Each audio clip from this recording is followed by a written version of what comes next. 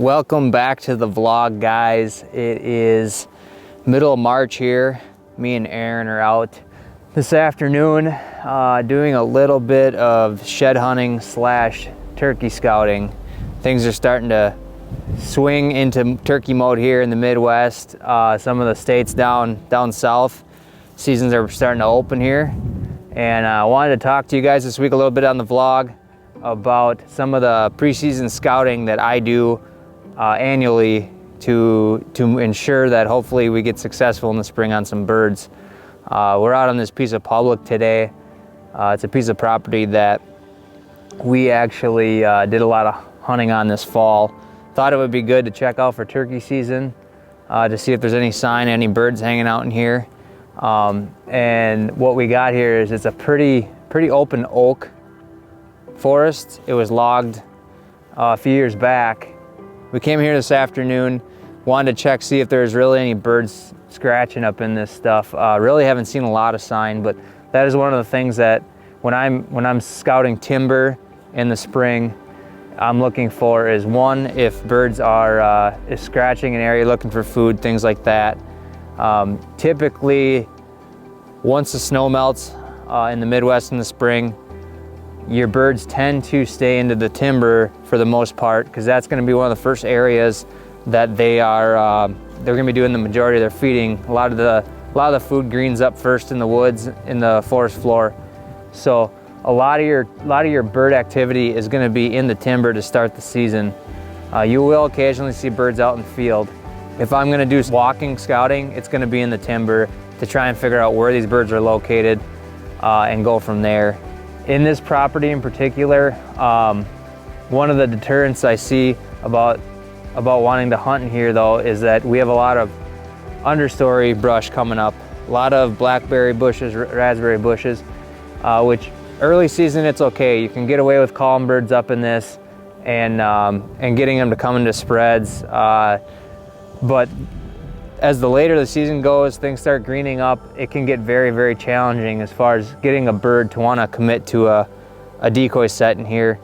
You know, as things start greening up in the woods like this in early May, you're really gonna have a hard time seeing a bird past 25, 30 yards.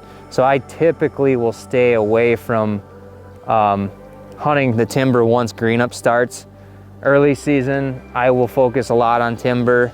As green up starts to begin, it gets harder to see in the woods. I will tend to shift focus to hunting more field edges or into bigger timber where there's not as much understory canopy, a lot of old growth forest, things like that, where you can still see 75 to 100 yards in the woods and call birds up in the decoys. They can see the spread, and it just works out better, just from some of the experience I've had in the past. Other things I'll look for when I'm scouting the timber is if birds are roosting in the area. A lot of times you'll see a lot of the wing feathers, things like that, laying on the ground.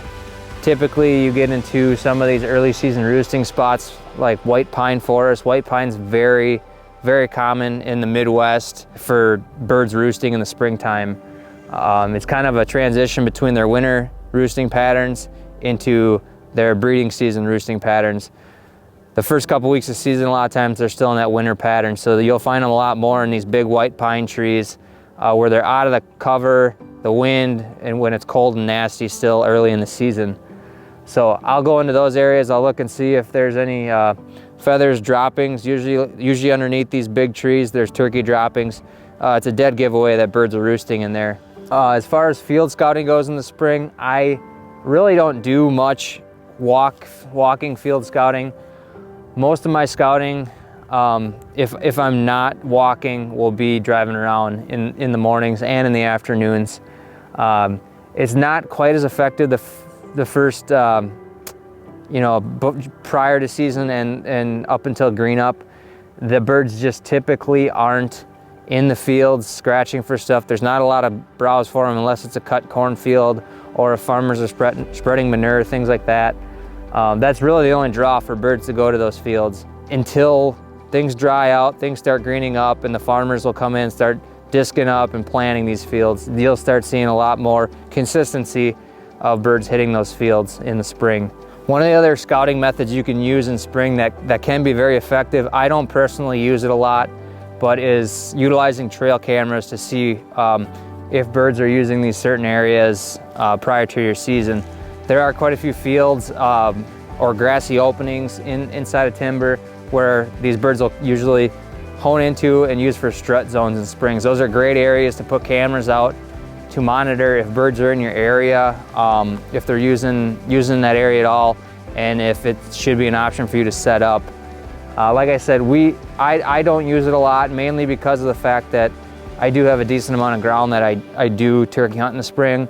So for me to monitor all the ground that I have with trail cameras is pretty much impossible. I will put some cameras out on our family properties, our 80-acre, 120-acre piece, things like that, where we're gonna put ground blinds. They're gonna be more stationary setups that we can get in, and we'll spend a couple hours at a time sitting. So I will use cameras in those instances to see if birds are actually using these fields and these little openings. That's something I would highly recommend, though, if you're gonna be hunting just your family farm, to monitor birds in the area, to not only know if they're in the area, but when they are in the area, to finally get after them and start hunting them. The last thing I wanted to touch on is some of the scouting I do in the mornings and afternoons. A lot of my morning scouting is riding around and just owl hooting from the road or getting into some timber edges. Anything with big timber where I think birds are roosting, I'll go in there, I'll blow the owl hooter. If I get birds to gobble, I'll back out. I won't continue to hoot at them or throw turkey calls at them, because I personally feel the more you do of that, the more you're educating these birds, and I want to keep them as dumb as possible up until the time is that we're going to go in there and hopefully kill them. So mornings, throwing the owl hooting calls at them, get them to gobble, move on to another spot. Drive down the road, find another spot, throw some more owl hoots out, and then move along. Afternoons, some people will try and do locating calls as well. I typically don't. I haven't had a lot of luck with it in the past. It's just based on some of the experience I've had to get these birds to answer in the afternoons when they're in the roost. It's lower success rate than in the mornings. So I will do most of my afternoon scouting from a vehicle, try and catch birds that are out in the fields, even though, like I said, it's not quite as common early in the year.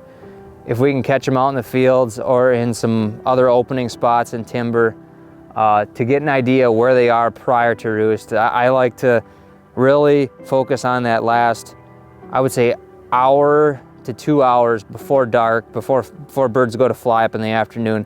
Because typically, if you can hone in on where they are, they're not going to be more than a few hundred yards away from that spot where you last seen them in the afternoon off the roost in the morning. If you got any questions on anything that we discussed here for early season tactics, throw some comments down below. I'll try and answer anything as best as possible to you. A lot of this information I'm throwing your way is primarily Midwest-based turkey hunting. I have done, some hunts out west, things like that. And hunting birds in these different areas of the country and scouting for them is a little bit different than around here. So a lot of what I am doing and some of these tips I'm throwing your way are for more Midwest turkey hunting. But like I said, throw some comments down below if you got anything, and always give us a thumbs up, hit subscribe, and we will see you in the next turkey vlog.